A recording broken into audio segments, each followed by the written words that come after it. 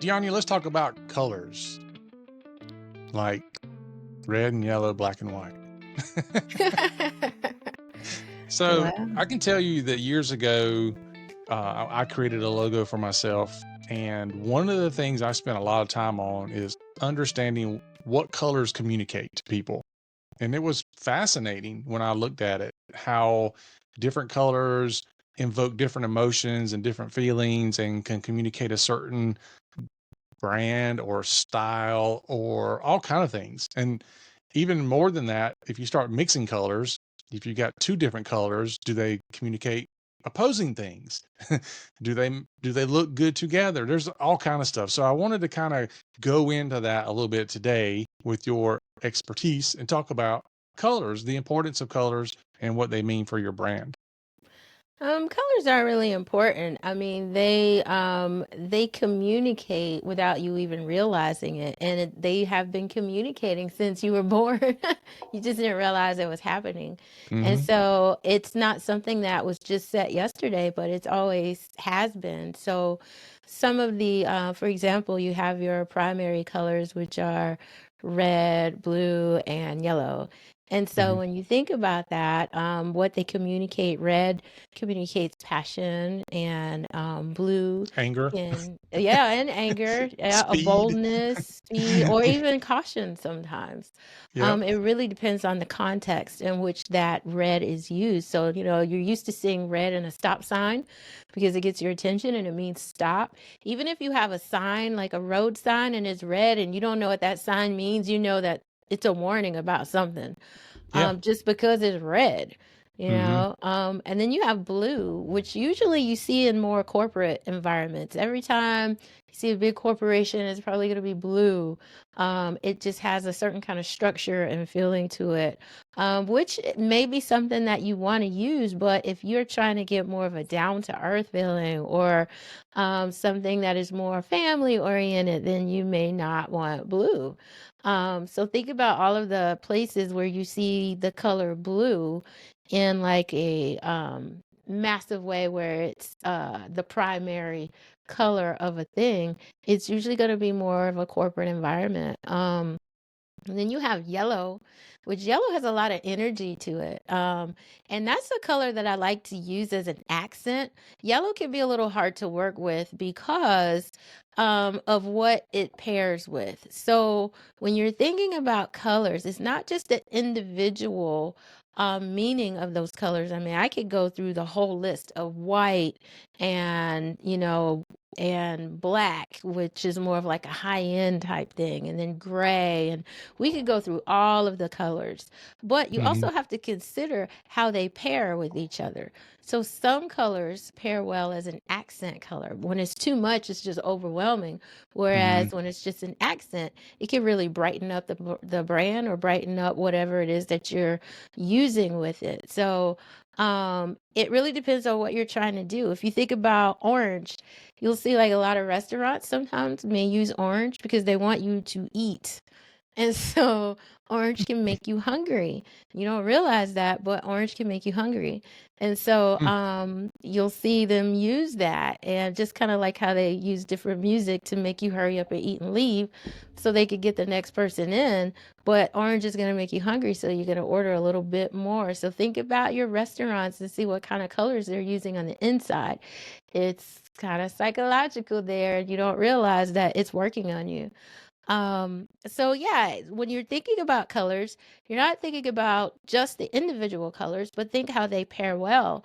Do they have a good contrast or not? So a lot of times you'll see brands. So say for example, there's a brand that has purple and white, for example, as their brand colors. Well, every single thing they do is purple and white. That doesn't have to be the case. You could also use the complementary color. So say for example, you have red and white, but purple and white, but then you have a complementary color like yellow, or maybe there's a teal or something like that that you can use as an accent. Now, some of your materials can have that color with purple as not being the primary, but could be the secondary. So a lot of times it's good to have more than just two colors as part of your brand. You can have three colors or even four. You definitely want to set the primary so that you know what are our primary colors. Like for Pixel 13, our Hmm. primary colors are black and white, but our secondary colors are the blue and the yellow. And then we have tertiary colors, which are also the green and the pink, and then there's a light gray, which we call smoky gray. So we have a total of 7 colors that we're working with. Wow. But our primary is black and white. So our logos are always going to be in black or they're going to be in white, but they're going to be on different backgrounds depending on what we're doing. And that's mainly to create contrast. It's also it allows us to create a variety of different things. So sometimes when you only have, for example, just 2 colors, you're kind of boxed in, and now everything that you produce looks exactly the same.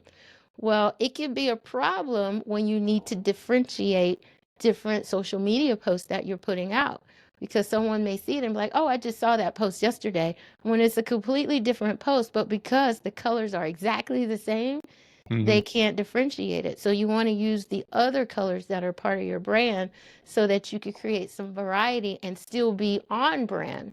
So there's a lot of tips and tricks when it comes to colors and contrast and how it works with typography. Some colors like yellow font on a white background, no one's going to read that. We can't see it.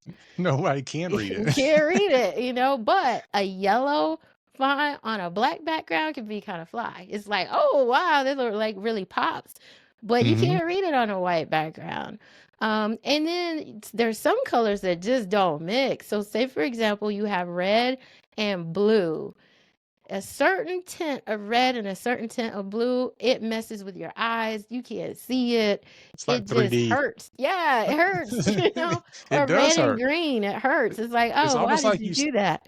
it's almost like you see the colors moving, literally, like pulsing Yeah. or something. It's kind of weird. Yeah, and you might So, also want to consider people that are colorblind too. Can they see what you are producing? So check that out to see if the people that are colorblind, if they can see the colors that you've chosen for your brand, because you might think, it looks great, but then there's no contrast if you're colorblind. So you got to mhm. think about that too. What do you think about gradients? I don't necessarily see that as much as I used to. There was a time when it seemed like every logo that was coming out was gradient. uh, Gradients, I feel like gradients serve really well as backgrounds. It's great to have a background gradient. When you have a gradient in your logo, it does not translate well across different types of media that you print on. mm, So, say for example, you want to print your logo on a polo shirt.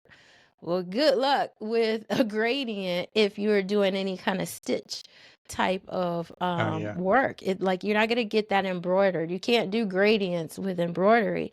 You could do it with what they call DGT or DTG printing. You could get it done there. So you're limited with, how it prints out. Even with signs, sometimes depending on the printing company or the sign company that you Mhm. work with, they may not be able to accomplish that gradient, so it falls apart. So if you use gradients in your logo, then you definitely want to make sure you have a secondary option for that's part of the brand, to where it's like, oh, we can't do the gradient one, but here's the flat color one, and it needs to look just as well and be just as prominent. Sometimes gradients in the logo can look cheesy, like Mhm. just don't like just don't do it. Yeah. So yeah, that's another one. Also, with your logo, if you when you're designing it, make sure that if you shrunk it down, is it viewable and readable on the size of a stamp? So sometimes the colors that you choose, if you were to look at it and it was as small as the size of a stamp, which I know people don't really use those that much anymore, but What's a stamp? what is that? But a stamp that you use for snail mail. Imagine your logo is on the size of a stamp. how are those colors working for you? Is there enough Mhm. contrast? Can you see it? How does that look? It's easy to look at it when it's on your screen and it's blown up, but what about when it's shrunk down really, really small? Is it identifiable? Are those the best colors to use? So, Mm. yeah. So a lot to consider. Just picking colors. Yep. Yeah. Wow. So if you are interested in more information like this, just let us know and we can cover more topics like this. But make sure that your branding colors actually give the message that you want to give. And if you don't know what that message is, reach out to us. We can help you with that as well. So until next time, make sure that your branding is right and give us a call if it's not.